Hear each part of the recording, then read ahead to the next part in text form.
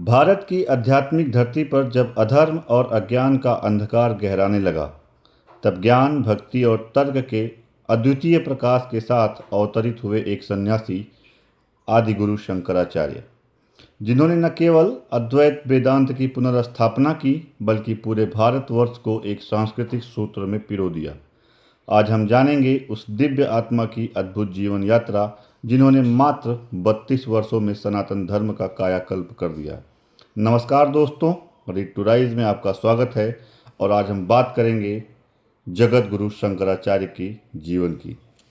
भारतवर्ष प्राचीन काल से एक आध्यात्मिक और अलौकिक राष्ट्र रहा है। वेद, उपनिषद और शास्त्रों की इस देवभूमि पर अनेक महापुरुष व साधु संत हुए, जिनका राष्ट्रीय संस्कृति के उत्कर्ष और विकास में विशेष योगदान रहा है। हमारी संस्कृति की विशेषता है कि असंख्य देवतुल्य व्यक्तित्व जो इस देश में अवतरित हुए, उनके प्रेरक विचारों से हमें सदा सम्यक मार्गदर्शन मिला। उनके कार्यों की दिव्यता, महानता, आध्यात्मिकता, विद्वता और सृजनात्मक शक्ति व उनके अनूठे व्यक्तित्व का परिचायक है। जब हम उनके कृत्यों, वचनों को समझने का प्रयास करते हैं, तो ये महापुरुष हमें देवता स्वरूप प्रतीत होते हैं, चूँकि वे हमारी सामान्य बुद्धि की समझ से परे हैं। हम उन्हें चमत्कार मानने लगते हैं। मूलतः ऐसे महापुरुषों के जीवन दर्शन हमें वस्तुतः भारतीय संस्कृति की आत्मा का ही दर्शन कराते हैं। जगत गुरु आदि शंकराचार्य ऐसे ही विद्वान महापुरुषों की श्रेणी में आते हैं। उनका जन्म और प्रारंभिक जीवन। शंकराचार्य का जन्म केरल के मालाबार क्षेत्र के पूर्णा नदी के किनारे बसे कालड़ी गांव में सन 788 में एक ब्राह्मण परिवार में हुआ। कहते हैं कि शंकराचार्य अपने माता पिता को ईश्वरीय कृपा के प्रसाद स्वरूप प्राप्त हुए। उनके पिता शिवगुरु और माता आर्यांबा थीं। यह एक सनातनी नंबूद्री ब्राह्मण परिवार था। उनका जीवन संपन्न व सादगीपूर्ण था। दोनों पति पत्नी सुरक्षित थे और ईश्वर के प्रति उनकी अगाध श्रद्धा और भक्ति थी। उन्होंने संतान प्राप्ति हेतु ईश्वर की भक्ति की और कई व्रत रखे। अंत में वे भगवान वृषाचलेश्वर की पूजा करने त्रिचूर गए। मंदिर में देवता की उदात्त मूर्ति ने उन्हें इतना आकर्षित किया कि वे बहुत दिनों तक वहीं रहकर दिन रात उसकी पूजा अर्चना करते रहे। एक रात्रि को अचानक स्वप्न में उन्हें भगवान वृषाचलेश्वर ने दर्शन दिए। यह एक दिव्य अनुभूति थी। भगवान ने उनके समक्ष एक प्रश्न रखा, मैं तुम्हारी भक्ति और सेवा से प्रसन्न हूँ, परंतु क्या तुम केवल एक अल्पायु किंतु जगत गुरु के रूप में यशस्वी पुत्र पाकर संतुष्ट रहोगे, अथवा तुम्हें मंद बुद्धि वाली अनेक संतान चाहिए? ईश्वर पर अगाध प्रेम और श्रद्धा रखने वाले इस दंपत्ति ने इस प्रश्न का निवारण स्वयं भगवान पर ही छोड़ दिया और कहा, प्रभु आप जो भी निर्णय करेंगे हमें स्वीकार्य होगा। तब भगवान ने कहा, आपको होने वाली शिवरूप संतान जगत गुरु का स्थान ग्रहण करेगी। यह कहकर भगवान अंतर्धान हो गए। ईश्वर की अनुकंपा से वैशाख शुक्ल पंचमी के पावन दिवस पर उन्हें एक पुत्र हुआ, जिसका नाम शंकर रखा गया। आज भी उनके भक्त प्रतिवर्ष इसी दिवस को शंकर जयंती के रूप में मनाते हैं। शंकर बाल्यावस्था से ही गंभीर प्रकृति के मेधावी बालक था। कहा जाता है कि केवल 8 वर्ष की आयु में ही उन्होंने चारों वेदों का ज्ञान प्राप्त कर लिया था। अलौकिक बुद्धि संपन्न शंकर ने 12 वर्ष की आयु तक ज्ञान की सभी शाखाओं पर अधिकार प्राप्त कर लिया और 16 वर्ष की आयु में उन्होंने वेदांत पर भाष्य लिखा, जो उनकी एक महान कृति है। कुशाग्र बुद्धि के साथ उनका हृदय भी अत्यंत विशाल था। बाल्यकाल से ही मागधी, प्राकृत और संस्कृत भाषा पर उनका प्रभुत्व हो गया था। आयु के प्रथम वर्ष में ही उन्होंने मातृभाषा मलयालम और संस्कृत सीखना प्रारंभ कर दिया था। दूसरे वर्ष में ही इन्हीं भाषाओं में लिखना पढ़ना भी प्रारंभ कर दिया। फिर तीसरे वर्ष में तो वे संस्कृत श्लोकाकाव्य तथा पुराणों को पढ़कर उनका अर्थ विशद करने की स्थिति में आ गए। वह पूर्ण रूप से दैवी गुण और अलौकिक प्रतिभा के संपन्न बालक थे। अनंत काल से हमारे समाज के सामने अनेक संकट उपस्थित हुए, धार्मिक, नैतिक, वैचारिक अथवा राजनैतिक, परंतु हमारा देश विकट समय में सदा ऐसे ही महान व्यक्तियों के मार्गदर्शन की उत्सुकता से प्रतीक्षा करता रहा। निस्संदेह शंकराचार्य ने ऐसी ही विषम परिस्थिति में जन्म लिया, जब देश को अनेक प्रकार के संकटों से मुक्ति के लिए आध्यात्मिक प्रेरणा की आवश्यकता थी। गुरुकुल में शिक्षा। 5 वर्ष की आयु में शंकर का उपनयन संस्कार हुआ, किंतु उसी समय उनके पिता शिव गुरु का देहांत हो गया और बालक के पालन पोषण का दायित्व उनकी माता पर आ गया। उन्होंने बालक शंकर को शिक्षा ग्रहण करने हेतु पूर्णा नदी के तट पर स्थित गुरुकुल में भेजा।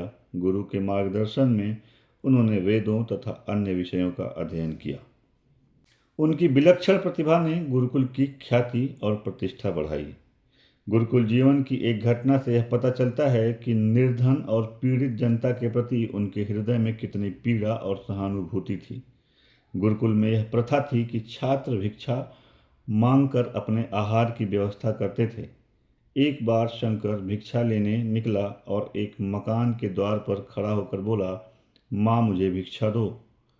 उसने 2 बार यह पुकार लगाई, किंतु उसे कोई उत्तर नहीं मिला। फिर उसने बार बार भिक्षा की पुकार की तो उस घर की महिला सामने आई। उसकी आंखों से अश्रु बहने लगे। उस निर्धन घर में भिक्षा देने के लिए कुछ भी नहीं था। बालक शंकर ने स्थिति को भांप कर कहा, माँ आप जो भी भिक्षा दोगी मुझे उससे संतोष होगा। आपके यहाँ किसी वस्तु की कमी नहीं रहेगी। किंतु उसके यहाँ तो कुछ भी नहीं था। अचानक उस महिला को याद आया कि घर के पीछे कुछ आंवले लगे हैं। वह उनमें से कुछ फल तोड़कर लाई और भिक्षा के रूप में बालक शंकर को दे दिए। शंकर ने भिक्षा ग्रहण करते हुए श्रीदेवी से यह प्रार्थना की कि वह उस सद्गुणवती महिला पर कृपा करें। कहते हैं कि शंकर की इस प्रार्थना पर उस महिला के घर में स्वर्ण के आंवला फलों की वर्षा होने लगी और पूरा घर धन धान्य से भर गया। शंकर 8 वर्षों तक गुरुकुल में रहे। वहाँ उसने ज्ञान और विद्या की सभी शाखाओं का गहन अध्ययन किया। उनकी सर्वाधिक रुचि वेदांत में थी, जो कि चरम सत्य की प्राप्ति का मार्ग बताया जाता है। बचपन में ही शंकर उस लक्ष्य की ओर आकर्षित हुए। बीमार माँ के लिए महापुरुषों के जीवन में विचित्र प्रकार की दैवी घटनाएं अक्सर सुनने को मिलती हैं। शंकर के जीवन में भी यही हुआ। गुरुकुल में शिक्षा ग्रहण करने के बाद वे अपनी माँ की सेवा में पहुँचे। छात्रों को पढ़ाने का कार्य भी उन्होंने किया। एक बार उनकी माँ बीमार पड़ गई, किंतु इस अवस्था में भी वह पूर्णा नदी में नित्य स्नान करने का आग्रह करती थी। पूर्णा नदी उनके घर के सामने ही थी। ग्रीष्मकाल के कारण नदी सूख गई थी। उसकी क्षीण जलधारा दूसरे किनारे पर थी। माता अर्यांबा को उस जलधारा तक जाने के लिए काफ़ी दूरी तक रेतीली भूमि पर चलना पड़ता था।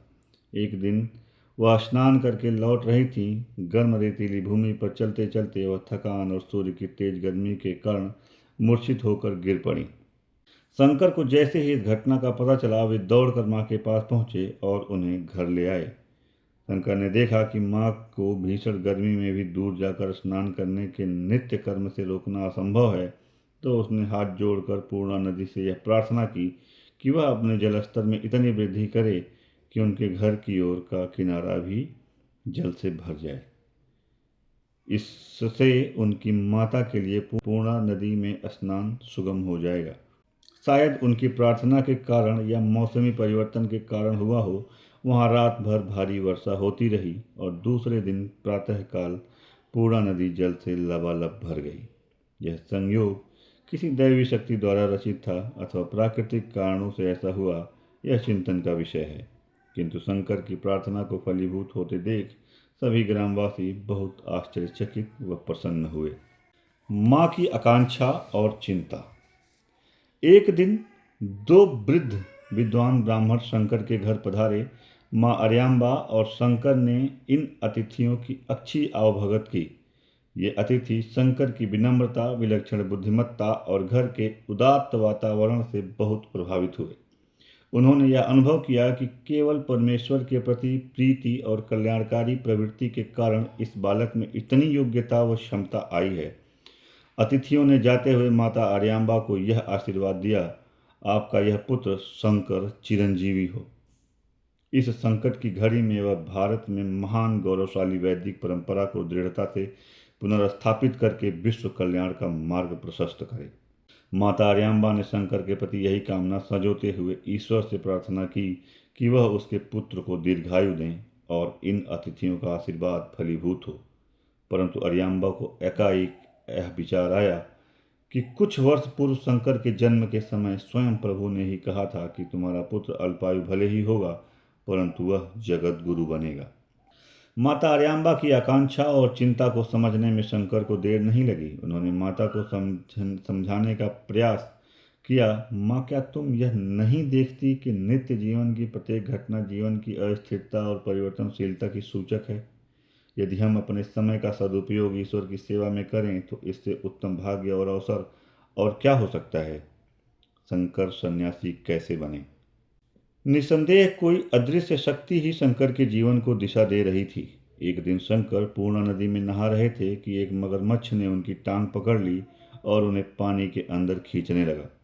पानी के भीतर मगरमच्छ से संघर्ष कर उस पर विजय पाना उनके लिए संभव नहीं था। तब शंकर ने समझ लिया कि अब उनके जीवन का अंत निकट है। उन्होंने अपनी माता को जोर से गुहार लगाई। माता दौड़ती हुई वहां आई। माता को देखते ही शंकर ने कहा, माँ, मेरी मृत्यु पास आ रही है, क्योंकि मुझे मगर ने पकड़ रखा है। उसकी पकड़ से छूटना संभव नहीं है। मुझे एक ही रास्ता दिखाई पड़ता है, मरने से पहले मैं संन्यास ग्रहण कर लूं। कृपया मुझे तत्काल संन्यास ग्रहण करने की अनुमति दो। संन्यास का तात्विक अर्थ है कि एक जीवन को छोड़कर दूसरा जीवन प्राप्त करना। अतः संन्यास ग्रहण करने के निर्णय से वह मगर का शिकार बनने से आने वाली मृत्यु के बाद भी नए जीवन को प्राप्त कर सकेगा। यदि यह बच गए तो उन्हें नया जीवन मिलेगा, और यदि उन्हें मरना ही है तो शरीर त्याग कर नया जीवन मिल सकेगा। पुत्र की इस दशा को देखकर माता चिंता में पड़ गई। माँ ने सोचा, यदि वह सन्यासी बनकर ही जीवित रहता है तो वही हो। वह अपने पुत्र को किसी भी प्रकार से जीवित देखना चाहती थी। अतः ईश्वर में दृढ़ विश्वास दिखाते हुए उसने शंकर को संन्यास ग्रहण करने की तुरंत अनुमति दे दी। शायद यह ईश्वर की ही इच्छा थी कि शंकर इस सांसारिक जीवन से मुक्त हो। मगर ने एकाएक शंकर की टांग छोड़ दी और वह पानी में चला गया। शंकर सांसारिक जीवन की पकड़ से मुक्त हो गए। केवल अपनी दृढ़ इच्छा शक्ति से उन्होंने संन्यास ग्रहण किया और नया जीवन प्राप्त किया। माता आर्यांबा को शंकर के सन्यासी बनने से दुख हुआ। इस घटना के कुछ दिनों बाद ही बालक सन्यासी ने माँ आर्यांबा को अपने जीवन लक्ष्य की जानकारी दी और उनसे यह प्रार्थना की कि वे उसे कालड़ी छोड़ने की अनुमति दें। शंकर उनका इकलौता पुत्र था और वह भी उन्हें ईश्वरीय भेंट स्वरूप प्राप्त हुआ था। इन्हें इस बात की अनुभूति तो थी कि शंकर तो ईश्वर और मानवता की सेवा के लिए ही जन्मा है। उन्होंने उसे आशीर्वाद दिया, जाओ मेरे प्रिय पुत्र, खूब ख्याति अर्जित करो। शंकर ने अपने मित्रों व शुभचिंतकों से माँ की देखभाल करने के लिए निवेदन किया और जाने के लिए तैयार हुए। माँ विरक्ति हुई बोली, शंकर, क्या मैं तुम्हें अपनी मृत्यु के पूर्व पुनः नहीं देख सकूंगी? शंकर ने माँ की व्यथा को समझा और कहा, माँ, तुम चिंता नहीं करो। तुम जब भी मुझे स्मरण करोगी मैं चला आऊँगा। मैं ईश्वर से प्रार्थना करता हूँ कि वह मुझे आपके अंतिम समय में सेवा का अवसर प्रदान करें। अपनी माता का ध्यान ईश्वर के प्रति मोड़ने के लिए शंकर ने घर में श्री कृष्ण की एक मूर्ति की स्थापना की और माँ को उसकी सेवा में लगाकर विदा ली। अनोखा शिष्य, अनोखा गुरु। अब शंकर के सामने एक ही उद्देश्य था, एक ऐसे गुरु की खोज करना जिसने ब्रह्म का साक्षात्कार कर लिया हो। गुरु की खोज में शंकर उत्तर की ओर चल पड़े। राह में अनेक सन्यासियों के आश्रमों को देखते हुए उनके शंकर नर्मदा नदी के किनारे आ पहुँचे। वहाँ उन्हें महायोगी की कुटिया दिखाई दी। यह महायोगी गोविंद भागवत पाद थे। उन्हें गहरी समाधि की अवस्था में देखकर शंकर प्रसन्न हुए। उन्हें लगा कि उनकी इच्छा पूर्ण हुई। समाधि अवस्था से जागृत होते ही गोविंद गुरु ने देखा कि एक तेजस्वी बाल सन्यासी आंखें मूंदी हुई और दोनों हाथ जोड़कर सामने खड़ा है। उसकी मनोदशा उसके चेहरे पर स्पष्ट झलक रही थी। गुरु को प्रणाम कर शंकर ने उन्हें अपना परिचय दिया। वो उनसे अनुरोध किया कि वे उसे अपना शिष्य बना लें। गोविंद उस बालक सन्यासी को देखकर अत्यंत प्रसन्न हुए।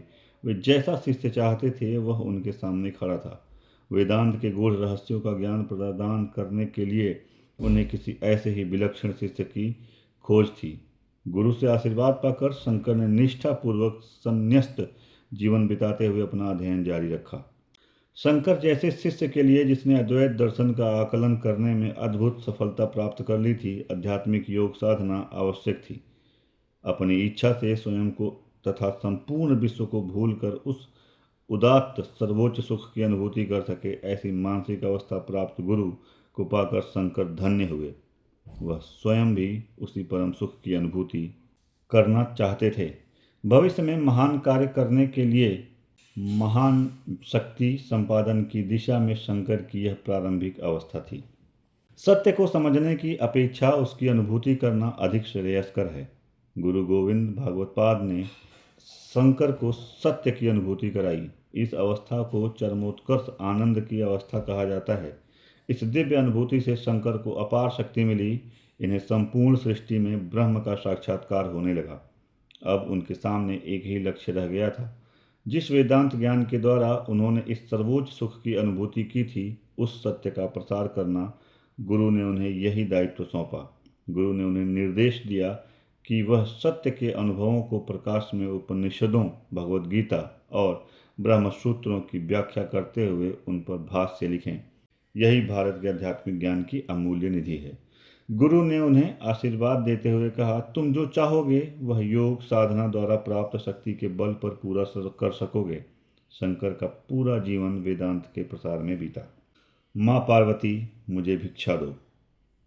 भारत के विभिन्न तीर्थस्थलों में होते हुए शंकर काशी पहुँचे। गंगा के तट पर भगवान विश्वेश्वर के दर्शन करने की उनकी इच्छा थी। काशी पहुँचने पर शंकर काशी की देवी श्री अन्नपूर्णा का दर्शन कर उनसे सर्वप्रथम भिक्षा प्राप्त करना चाहते थे, किंतु शंकर ने श्री अन्नपूर्णा से अनोखी शिक्षा मांगी।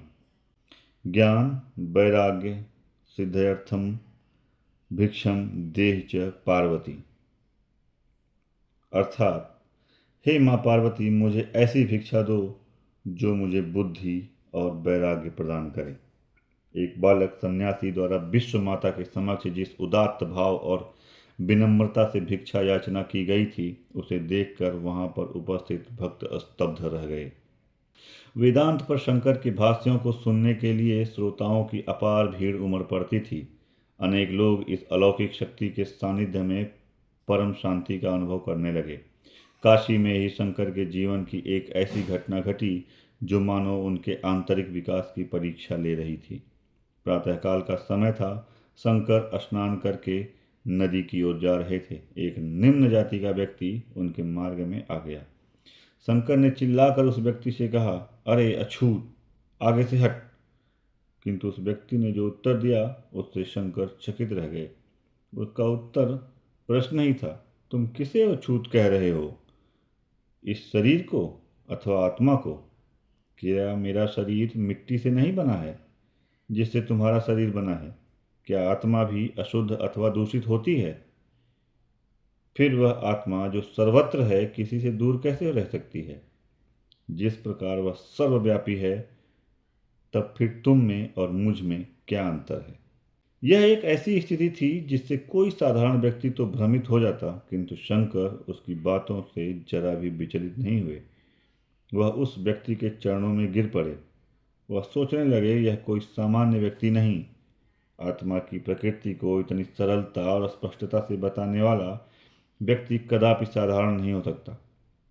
यह निश्चित रूप से साक्षात ईश्वर के अतिरिक्त कोई नहीं है। इंद्रियों से परे अलौकिक ज्ञान की अनुभूति कर परम सुख काशी विश्वेश्वर की कृपा का प्रसाद नहीं तो और क्या है?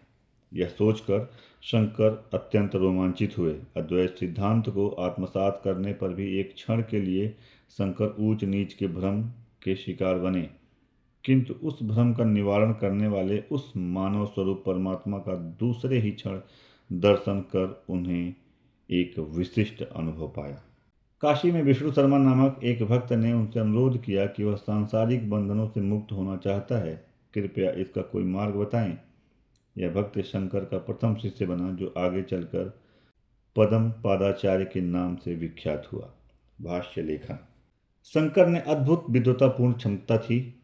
वह एक महान कार्य के लिए अवतरित हुए थे। वेद, उपनिषद, भगवद गीता और ब्रह्म सूत्र आदि हिंदुओं के पवित्र ग्रंथ हैं, किंतु उन्हें समझ पाना इतना सरल नहीं है। इसलिए शंकर ने उन ग्रंथों पर टिप्पणी लिखने का निर्णय किया। उन्होंने पहले उपनिषद और भगवद गीता पर लेख लिखे, जो अत्यंत लोकप्रिय हुए। अब उन्हें ब्रह्म सूत्रों पर भाष्य लिखना था। हिंदुओं की यह धारणा है कि महर्षि व्यास का अस्तित्व अभी भी पवित्र तीर्थस्थल बद्रीनाथ में है। यह तीर्थस्थल हिमालय की तराई में 3600 मीटर की ऊंचाई पर है। आज से 1200 वर्ष पूर्व प्रवास करना इतना आसान नहीं था, किंतु शंकराचार्य ब्रह्म सूत्रों पर भाष्य लिखने प्रत्यक्ष बद्रीनाथ गए। स्वयं को ईश्वर और महर्षि व्यास की सेवा में समर्पित कर शंकर ने लेखन कार्य प्रारंभ किया। ऐसा कहा जाता है कि महर्षि व्यास ने शंकर को दर्शन देकर आशीर्वाद दिया। इससे वह अधिक ऊर्जा उत्साह से अपना जीवन लक्ष्य पूर्ण करने में लग गए। इस लेखन कार्य में के पश्चात उन्होंने धार्मिक ग्रंथों के पाठों की परिभाषा का सरल सुबोध रूप में व्यापक प्रसार करने का कार्य भी किया। उनकी इस विजय यात्रा का पहला पड़ाव रुद्रनगर में था। वहां उनका कुमारिल भट्ट के साथ शास्त्रार्थ हुआ, जिसमें शंकर ने विजय प्राप्त की। कुमारिल भट्ट ने उनसे कहा कि यदि वे वेदांत पर शास्त्रार्थ करना चाहते हैं तो उन्हें मंडन मिश्र से मिलना चाहिए, और यदि वे उन्हें तर्कों के आधार पर पराजित कर देते हैं तो वेदांत में सर्वत्र उनकी ही जीत होगी। मंडन मिश्र प्रकांड विद्वान थे। बड़े बड़े विचारक और चिंतक भी उनसे शास्त्रार्थ करने में हिचकिचाते थे। मंडन मिश्र माहिष्मती नगर में रहते थे। शंकराचार्य वहां गए और मंडन मिश्र उनसे शास्त्रार्थ करने के लिए तैयार हो गए। शास्त्रार्थ की यह शर्त तय हुई कि जो शास्त्रार्थ में पराजित होगा वह विजेता का शिष्यत्व स्वीकार करेगा। दोनों ही विलक्षण बुद्धिमान थे। अब प्रश्न उत्पन्न हुआ कि शास्त्रार्थ का निर्णायक कौन है। मंडन मिश्र की पत्नी उभय भारती भी अति प्रतिभावान विदुषी थी। उन्हें विद्या की देवी सरस्वती का ही अवतार माना जाता है और उन्हें ही निर्णायक बनाया गया। शंकराचार्य और मंडन मिश्र के बीच शास्त्रार्थ कई दिनों तक चला। अंत में मंडन मिश्र ने अपनी हार स्वीकार कर ली और शर्त के अनुसार वे शंकराचार्य के शिष्य बने। आगे चलकर मंडन मिश्र ने वेदांत की सेवा में अनमोल कार्य किया और वे सुरेश्वराचार्य के नाम से विख्यात हुए। इसके बाद शंकराचार्य पवित्र श्रीशैल गए। उनका प्रमुख उद्देश्य वहाँ के तांत्रिक उग्र भैरव को पराजित करना था, जो सम्मोहन, जादू टोना आदि में सिद्धहस्त था। वह शंकर के आध्यात्मिक सामर्थ्य के सामने टिक नहीं पाया। उसने अपने काले जादू के सहारे शंकराचार्य को मारने की भी कुछ चेष्टा की, किंतु वह स्वयं उसका शिकार बना। श्रीशैल से शंकराचार्य गोकर्ण गए, और जो एक महत्वपूर्ण तीर्थ स्थल है। फिर वे सह पर्वत से होते हुए मुकाम्बिका मंदिर गए। शिष्य हस्तामलक। मुंबिका मंदिर में उन्हें एक और शिष्य मिला। प्रभाकर नामक ब्राह्मण का एक गूंगा बेटा था। वह मंद बुद्धि वाला प्रतीत होता था, किंतु शंकराचार्य की दिव्य दृष्टि में वह एक योगी दिखाई दिया। अतः उन्होंने उस गूंगे बालक से प्रश्न किया, तुम कौन हो? वह बालक, जो गूंगा था, अकस्मात बोल उठा, मैं एक जीवमान शाश्वत चिर सत्य ब्रह्म हूँ, अचेत पदार्थ नहीं। वह मंद बुद्धि वाला गूंगा किशोर अपने स्वामी की कृपा से एक महान विद्वान ऋषि के रूप में स्वयं प्रकट हुआ। शंकराचार्य उसकी बुद्धिमत्ता से प्रसन्न हुए और उन्होंने इसे अपना शिष्य बनाकर अपने साथ ले लिया। वह आगे चलकर हस्तामलक के नाम से विख्यात हुआ। 4 क्षेत्रीय मठ। शंकराचार्य के जीवन का अगला महत्वपूर्ण पड़ाव था सुंदर प्राकृतिक स्थल श्रृंगेरी। वह गांव कर्नाटक में तुंगा नदी के तट पर बसा है। प्राचीन काल में विभांडक, श्रृंग आदि महान ऋषियों ने इस स्थल पर तपस्या की थी। तब से यह स्थान पवित्र माना जाता है। इस स्थान की महत्ता को ध्यान में रखकर ही शंकराचार्य ने वहां अपने प्रथम वेदांत ज्ञानपीठ की स्थापना की। उन्होंने वहां विद्या की देवी श्री शारदा की मूर्ति प्रतिष्ठापित की और अपने शिष्य सुरेश्वराचार्य को वहां का पीठाधिपति नियुक्त किया। शंकर की दृष्टि में समूचा भारत एक पवित्र पावन भूमि है। उसका कल्याण धर्म के अधिष्ठान पर ही संभव है। उन्होंने इस एकता के सूत्र को सुदृढ़ करने हेतु भारत की 4 दिशाओं में वेदांत की शिक्षा का प्रचार प्रसार करने के लिए 4 मठों की स्थापना की। श्रृंगेरी मठ की स्थापना उनका प्रथम पग था। यह दक्षिण भारत में वेदांत के प्रसार का केंद्र बना। फिर उन्होंने पूर्व में जगन्नाथपुरी में गोवर्धन मठ, पश्चिम में द्वारका में शारदा मठ तथा उत्तर में बद्रिकाश्रम में ज्योतिर्मठ की स्थापना की। उन्होंने सांस्कृतिक दृष्टिकोण से भारतीय इतिहास की रचना की एवं भारत की एकात्मता के सत्य को यथार्थ रूप में परिणीत करते हुए 4 दिशाओं में आध्यात्मिक केंद्रों पीठों की स्थापना की। श्रृंगेरी में शंकराचार्य ने गिरि नामक एक शिष्य को किस प्रकार आशीर्वाद दिया, वह एक रोचक प्रसंग है। शंकराचार्य के अन्य शिष्य अपने सहयोगी गिरि की हंसी उड़ाते थे। उनका मत था कि वेदांत जैसा विषय गिरि की छोटी समझ से परे है। वे गिरि को मंद बुद्धि समझते थे। एक दिन शंकराचार्य अपने शिष्यों के समक्ष भाषण देने वाले थे। सभी शिष्य शंकराचार्य से भाषण शुरू करने का आग्रह करने लगे तो उन्होंने कहा, ठहरो, गिरि को आने दो।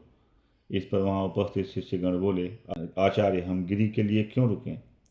उस मूड से तो दीवार अच्छी। शंकराचार्य को निष्ठावान शिष्य गिरि की इस प्रकार हंसी उड़ाना अच्छा नहीं लगा। उन्होंने तुरंत उपस्थित शिष्यों के कहा, आप उसकी प्रकृति तथा आध्यात्मिक उपलब्धियों के बारे में क्या जानते हैं? उसकी योग्यता शीघ्र ही प्रकट हो जाएगी। गिरि विलंब से पहुंचा। आचार्य ने मुस्कुराते हुए उससे कहा, देखो गिरि, आज हम चाहते हैं कि तुम आत्मा और उसकी प्रकृति पर व्याख्यान दो। हम सभी तुम्हारे ही प्रतीक्षा कर रहे थे। यह गुरु का आदेश था और आशीर्वाद भी। अतः गिरि के वेदांत जैसे गंभीर विषय पर सरल तरीके से अपने विचार इस प्रकार प्रस्तुत किए कि वहां उपस्थित सभी लोग दंग रह गए। अब उन्हें गिरि के संबंध में किए गए कटाक्ष पर लज्जा आने लगी। जो सहपाठी गिरि को मंद बुद्धि कहकर उसको अपमानित करते थे, वे उसकी बुद्धिमत्ता पर चकित थे। उन्होंने शंकराचार्य और गिरि दोनों से अपनी अभद्रता के लिए क्षमा मांगी। शंकराचार्य ने गिरि की विद्वता पर गर्व व्यक्त करते हुए उसे त्रोकटाचार्य नाम से संबोधित किया। शंकराचार्य के 4 प्रमुख शिष्य थे, पद्मपाद, सुरेश्वर, हस्तामलक और त्रोटक। शंकराचार्य ने इन्हें 4 मठों का मठाधिपति के रूप में नियुक्त किया। ये चारों मठ स्वयं शंकराचार्य द्वारा स्थापित वेदांत शिक्षा के महान केंद्र थे। दक्षिण में श्रृंगेरी मठ में सुरेश्वराचार्य, द्वारका के शारदा मठ में परम पदाचार्य, बद्री के ज्योतिर्मठ में त्रोकटाचार्य तथा जगन्नाथपुरी के गोवर्धन मठ में हस्तामलकाचार्य की मठाधिपति के रूप में नियुक्ति की गई। इन चारों मठाधिपतियों को यह निर्देश दिया गया कि प्राचीन हिंदू धर्म के पुनर्गठन और पुनरुत्थान में अपना जीवन लगाएं, माँ की सेवा में। इसी बीच शंकराचार्य को यह अनुभव हुआ कि उनकी वृद्ध माँ आर्यांबा का अंतकाल अब निकट आ गया है। अतः वे कालड़ी लौटे। वहां पहुंचने पर जब उन्हें लगा कि माँ की मृत्यु अब समीप है तो उन्होंने आत्मा की रक्षा करने में समर्थ शिव भुजंग स्तोत्र और विष्णु स्तोत्र का पाठ शुरू किया ताकि माँ की मुक्ति शांति से हो और उसे स्वर्ग की प्राप्ति हो। कुछ दिनों में माँ का देहांत हो गया। उनका अंतिम संस्कार करने के लिए उनका कोई भी सगा संबंधी सहायता हेतु आगे नहीं आया। वैदिक परंपरा के अनुसार एक सन्यासी अपने माता पिता का भी अंतिम संस्कार नहीं कर सकता, किंतु शंकराचार्य ने सोचा कि आपात धर्म के अनुसार अंतिम संस्कार करना पवित्र कार्य है। अतः उन्होंने स्वयं ही माँ के शव को अग्नि देकर उसकी अंतिम क्रिया की। इस प्रकार माँ को दैहिक बंधनों से मुक्त कर वह धन्य हुए। इसके बाद शंकराचार्य कश्मीर के शारदानिलय गए, जो सर्वज्ञ पीठ के नाम से विख्यात है। जो सर्वज्ञ नहीं, उसे इस पीठ पर बैठने का अधिकार नहीं। इस पीठ पर विराजमान हुए बिना कोई गुरु किसी धर्म अथवा दर्शन का विशेषज्ञ होने का दावा नहीं कर सकता। शंकराचार्य स्वयं को सर्वज्ञ बताना नहीं चाहते थे, किंतु उन्हें ऐसा अवश्य लगता था कि सभी भक्तों को शारदानिलय अवश्य आना चाहिए। चूँकि कश्मीर भारत का मुकुटमणि है, अतः वहाँ जाना महत्वपूर्ण है। हिंदू धर्म की सुरक्षा संरक्षण हेतु भी वहाँ जाना आवश्यक है, ऐसा वह मानते थे। शारदानिलय में प्रवेश के लिए चारों दिशाओं में 4 द्वार हैं। विख्यात विद्वानों और दार्शनिकों ने विभिन्न दिशाओं में वहाँ प्रवेश किया और अपनी विद्वता प्रमाणित की, किंतु उनमें किसी ने भी सर्वज्ञ की पीठ को सुशोभित नहीं किया था। इतना ही नहीं, तब तक किसी ने दक्षिण द्वार में प्रवेश करने का साहस भी नहीं किया था। संभवतः यह द्वार दक्षिण से आने वाले शंकराचार्य की प्रतीक्षा कर रहा था। शारदा निलय के प्रांगण में उनके समुदाय के विद्वान ज्ञान विज्ञान में परिपूर्ण शंकराचार्य की प्रतीक्षा में खड़े हो गए। उन्हें देखकर सभी के हृदय में उनके प्रति आदर और सम्मान की भावना जाग उठी। प्रवेश के समय जैन, बौद्ध, सांख्य, योग, न्याय और वैशेषिक आर्य दर्शन के कई विद्वान पंडितों ने उनसे शास्त्रार्थ किया, परंतु विस्तृत परिचर्चा व तार्किक वाद विवाद में शंकराचार्य ने सभी को प्राप्त कर दक्षिणी द्वार से शारदा निलय में प्रवेश किया। इस प्रकार शंकराचार्य सर्वज्ञ पीठ की ओर बढ़े। विद्या की देवी श्री शारदा ने भी यहाँ उनकी परीक्षा ली। शंकराचार्य यहाँ भी विजयी रहे और उन्हें साक्षात श्री शारदा ने शंकर विजय की उद्घोषणा के साथ आशीर्वाद दिया। शंकराचार्य की दिखाई राह। इस समय तक शंकराचार्य भारत की लगभग 2 बार परिक्रमा कर चुके थे। वे दक्षिण के रामेश्वर और कन्याकुमारी से कश्मीर तक तथा जगन्नाथपुरी से द्वारका तक यात्रा करते हुए अनेक तीर्थ स्थलों पर गए। उन्होंने अनेक मंदिरों का जीर्णोद्धार किया और लोगों को आदर्श जीवन जीने की प्रेरणा दी। उनके अनुसार आदर्श जीवन वास्तव में वही है जो ज्ञान, भक्ति, निष्ठा, वैराग्य आदि गुणों से परिपूर्ण हो। उन्होंने जन समाज का अद्वैत का मार्ग दिखाया, जिसका अर्थ होता है विश्व में सभी वस्तुएं ब्रह्म हैं और सभी एक हैं। विश्व निरंतर परिवर्तनशील है और यह परिवर्तन न तो महत्वपूर्ण है और न ही वास्तविक। इन सभी क्रियाकलापों का वास्तविकता केवल ब्रह्म में निहित है। ब्रह्म सत्यम जगत मिथ्या। केवल ब्रह्म ही सत्य है, शाश्वत है, अन्य सब कुछ भ्रमित करने वाला है, असत्य है। जिसकी दृष्टि इतनी विकसित व व्यापक हो जाती है, वह मनुष्य समूचे संसार को अपनी मातृभूमि और सभी मनुष्यों को अपना भाई मान सकता है। शंकराचार्य ने हिंदू धर्म का प्रचार प्रसार करने के लिए अनेक भक्ति स्रोतों की रचना की ताकि जनता में भक्ति भाव जगे।